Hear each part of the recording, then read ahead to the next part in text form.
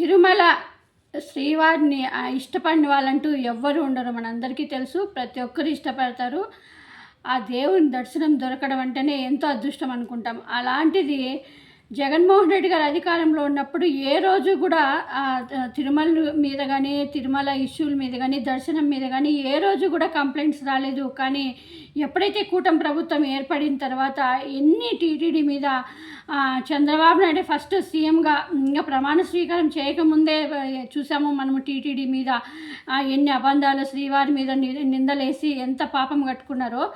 ఇప్పుడు చూస్తున్నాం. తర్వాత మళ్ళీ వాళ్ళ పార్టీకి ఏదో సాయం చేశాడని బీఆర్ నాయుడికి సంబంధం లేని, అసలు భక్తి అంటే అందరికీ ఉంటుంది, శ్రీవారిని ఇష్టపడిన వాళ్ళంటే ఎవరు ఉండరు.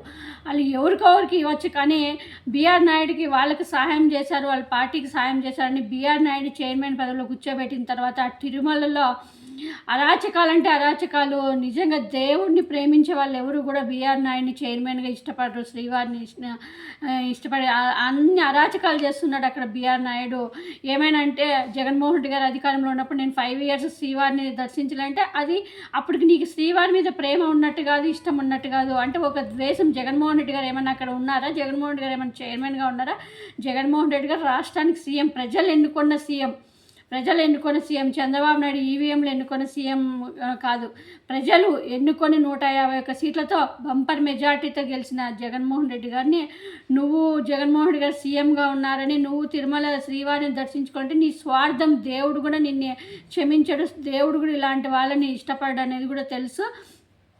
ఒక ప్రజలు ఎన్నుకున్న నాయకుడిని నువ్వు గౌరవం ఇవ్వలేని వాడివి. నువ్వు అసలు శ్రీవారి చైర్మన్ పదవులు అసలు ఆయనకు అర్హతే లేదు బీఆర్ నాయుడికి. ఇప్పుడు ఈరోజు చాలా నిజంగా అసలు ఘోరం. అక్కడ అసలు ఆ శ్రీవారి ఆ ప్లేస్లో మనం అడుగు పెడితే చాలు మనకి గోవిందనామాలు ఎంత వినపడతాయో మనకు తెలుసు. అసలు ఇంకా మనం అన్నీ మర్చిపోతాం, మన బాధలు, మన కష్టాలు, అన్నీ మర్చిపోయి ఎంత హ్యాపీగా అంటే ఎంత మనశ్శాంతిగా ఉండాలని చూస్తాం. అలాంటి ప్లేస్లో ఆ దర్శనం దొరికితే చాలు అనుకుంటారు ప్రతి ఒక్కరు. ఎక్కడెక్కడో దేశం అంతా కూడా వస్తారు శ్రీవారిని దర్శించుకోవడానికి తిరుమలని చూద్దాం. అలాంటి స్థలంలో టీటీడీ బోర్డు సభ్యుడైన ఒక అతను థర్డ్ అంటే అసలు ఆ బూతులు ఎందుకంటే చెప్పాలి తప్పదు. థర్డ్ క్లాస్ నా కొడుకులు అంటూ పచ్చి బూతులు తిడుతున్నాడు. అది దేవుని మెయిన్ గేట్ వద్దే అది ఎక్కడో తిరుమల బయట కాదు, కొండ బయట కాదు, మెయిన్ గేట్ వద్దే మాట్లాడుతున్నాడు. వినండి, అది వింటే నిజంగా శ్రీవారిని ప్రేమించే ఏ భక్తుడు కూడా క్షమించరు వీళ్ళని, ఈ ప్రభుత్వాన్ని, కూటమి ప్రభుత్వాన్ని. అయినా కూడా యాక్షన్ తీసుకోరు.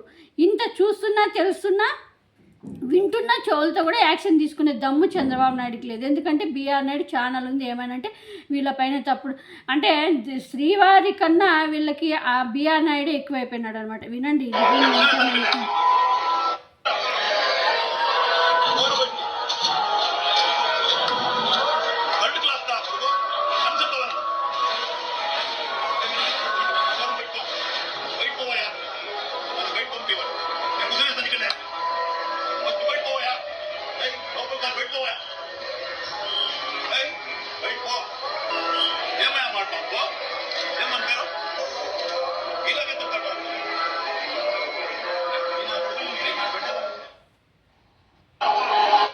విన్నారుగా అండి. అసలు అది చూడండి, అది మెయిన్ గేట్ పడితే థర్డ్ క్లాస్ ఎంత బూతులు తిడుతున్నారో అది చూడండి. అసలు ఆ ప్లేస్లో ఎక్కడైనా అట్లా బూతులు అసలు ఆ ప్లేస్లో అసలు మాట్లాడకూడదు, మౌనంగా ఉండడమే బెటరు. ఆ ప్లేస్లో ఆ దేవుడు సన్నిధిలో అలాంటి చోట ఏం మాట్లాడుతున్నారు, ఏం బూతులు మాట్లాడుతున్నారు. అసలు అది మెయిన్ గేట్ దగ్గర అంత ఈ పచ్చి బూతులు. ఇంకొకసారి వినండి. ఏం మనిషి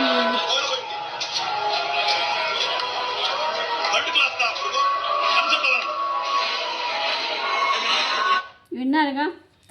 ఎంత నిజంగా నాకైతే శ్రీవారి అంటే చాలా ఇష్టం. శ్రీవారిని దర్శనం దొరికితే చాలు అనుకుంటాము. అలాంటి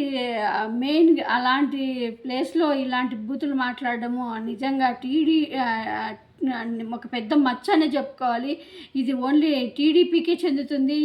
ఈ దేవుడి మీద నిజంగా దేవుడైతే క్షమించడు. వీళ్ళకి సరైన టైంలో సరైన బుద్ధి చెప్తారు. ఎందుకంటే దేవుడు కూడా పదే మారుతారనే తగిన అవకాశం ఇచ్చే కొద్దీ వీళ్ళకి ఇంకా పొగురు ఎక్కువైపోయినట్టుంది చంద్రబాబు నాయుడు ప్రభుత్వానికి. సో దీనిపైన అయితే ఇప్పటికే నెటిజన్లు అంతా ఫైర్ అవుతున్నారు. బీఆర్ నాయుడు ఇమ్మీడియట్గా నువ్వు దిగిపోయి, బీఆర్ నాయుడు నువ్వు అసలు అర్హత లేదు నీకు ఆ సీట్లో కూర్చోవడానికి, నీకు చేత కాకపోతే నువ్వు ఛానలే చూసుకో, అసలు టీటీడీకి నీకు చైర్మన్గా ఉండే పదవి అవసరం, నీకు అర్హత లేదు, దిగిపోవాలని నెటిజన్లు భక్తులందరూ కూడా, అక్కడుండే భక్తులు అంతా కూడా ఫైర్ అవుతున్నారు. మరి దీనిపైన మరి యాక్షన్ తీసుకుంటారా, మరి దీన్ని డైవర్ట్ చేయడానికి వేరే ఏమన్నా కథ అల్లుతాడా చంద్రబాబు నాయుడు, చూడాలి.